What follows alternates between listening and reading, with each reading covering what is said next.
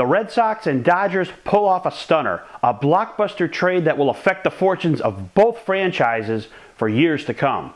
Hey everybody, it's Paulie. Welcome back to This Week in Red, where we're talking all things Red Sox and Major League Baseball. Well, you asked for it, Red Sox fans, and you got it. You asked for management to blow this team up and start over and have a cleansing so they could start fresh in 2013. And I'd say the trade of Adrian Gonzalez, Josh Beckett, Carl Crawford, and Nick Punto to the Los Angeles Dodgers for James Loney, a first baseman, and 4 minor league prospects fits the bill. Now, a lot of Red Sox fans around the nation are ecstatic about this trade, and it actually is a good one in terms of cleansing this team for 2013. But one thing that's going to be very difficult to replace is the centerpiece of this trade, and that is Adrian Gonzalez.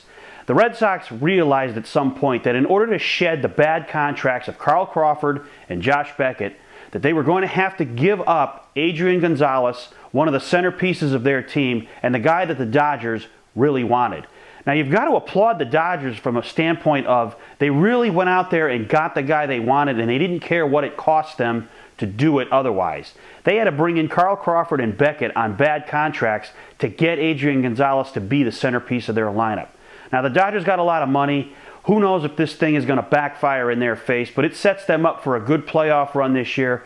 And I think with this trade, you've got to think the Dodgers are the favorites in the National League for the World Series. But back here, as for the Red Sox, we have to focus on the fortunes of this team and what it means for them. They've cleared a lot of payroll with this. The problem is the free agent class coming up in the offseason is not very strong. I would not be a proponent of bringing Josh Hamilton to Boston. This is a guy with a lot of substance abuse issues that could relapse at any time. You don't want to bring him to a big city like Boston. Let him stay in Texas. I'd look elsewhere. But it does open up the possibility that the Red Sox could extend Jacoby Ellsbury with a contract extension, that they could bring in some other younger players. They're going to have to be creative, and this is where Ben Cherington's going to have to show his chops as a general manager, and he's going to have to get creative, bringing in the right kind of players, something that Theo Epstein was able to do early in his career. So even though this trade clears the books for the Red Sox, it's going to be the moves that come after this that are really going to determine if this trade was a success for the Red Sox or not. Also, if Ruby De La Rosa and Allen Webster, the 2 big prospects in this deal that are pitchers, if those 2 pan out for the Red Sox, then this is a good deal. But it's something that we're probably not going to know within the next couple of years.